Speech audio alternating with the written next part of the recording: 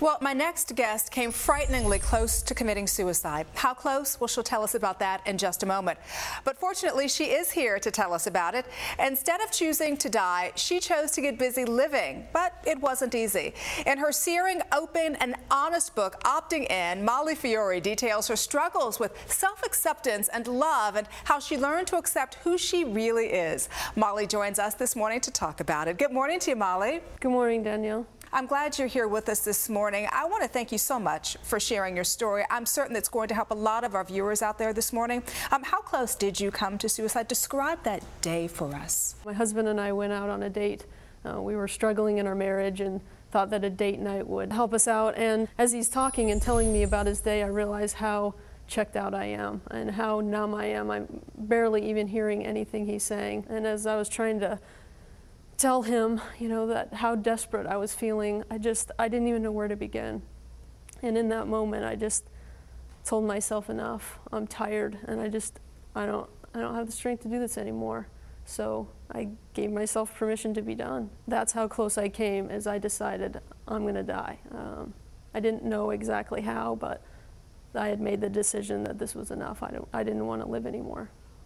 What made you decide to not commit suicide and decide to opt in instead of out? It was in that same moment when I finally gave myself permission, because I had thought about it a lot. Isn't that interesting? You say you gave yourself permission to die. Yes. When I did that, there was such clarity for me and such a peace that came over me. Like, finally, it was a sense of relief that I hadn't experienced in so long. And in that moment, when I just felt peaceful, another thought occurred to me, and that's, if I'm willing to die, if I'm willing to give myself, as you said, permission to die, what if I gave myself permission to live? And what if I live this thing for me? Because I had been saying yes to everybody else in my life except for me. And at that point, I felt like I had nothing to lose. And so it was like, why not? One last try at this thing, and I'm going to live my life for me. So let me ask you this, if you don't mind me asking you, what is it, Molly, that you felt that you were holding on to, that you couldn't get past, that you got to such a low, dark place that you wanted to die? Shame. Shame and guilt.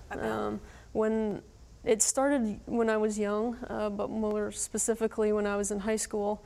I had an older brother, and one day, I don't know what happened, I just had enough. And he asked me if I would take him to get his truck fixed. He had dented the front end of it, and I just said no. Like, no, I'm not doing that. And not just no, but let him know all the things that I had been feeling, that I felt he was selfish, and just this whole string of things. And we got in a fight, and I slammed the door on him, and the next day I didn't ride with him to school. That afternoon, I was at my locker, and I saw him coming toward me, and I knew that I could tell he wanted to say something to me, but I was still so mad. And I just turned my back on him, and I walked the other way. And that was the last time I ever saw him. That he was driving home that afternoon, and he was killed in a car accident.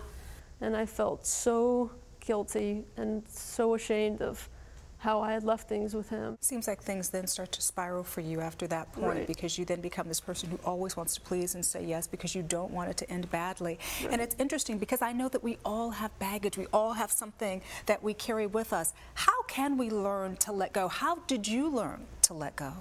Yeah, for me it was finally getting to a place where I can show somebody. I can speak my truth.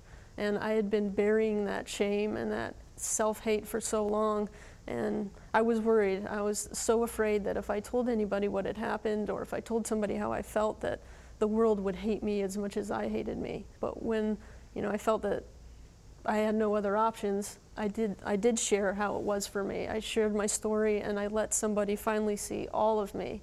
And it was in that moment of really speaking my truth and sharing how it was for me that I found such connection. There was connection, love, peace, and it was letting go of that. What would you like to leave our viewers with this morning who may be struggling or may know somebody who is? What is the takeaway? The main thing I would want to say is you're not alone. And I think that's the most painful thing, thinking that you are alone. And in this moment, you may be feeling lost, helpless, that you don't have anything, stuck. There is one thing that you do have, and that's a choice. And you can suffer in the silence, or you can reach a hand out and ask for help. And it's in sharing your story, sharing what's so for you, and speaking your truth. And you spoke your truth in this terrific book, Opting In. Molly Fiore, thank you so much for coming by and sharing it with us. How are you doing today? Great. And your husband is here with you this morning as well. So glad that you're here to share your story with us. Thank you so much. Right. Thank you for having me. Absolutely. And once again, the book is called Opting In. For more information on Molly or the book, please visit her website. It's mollyfiore.com.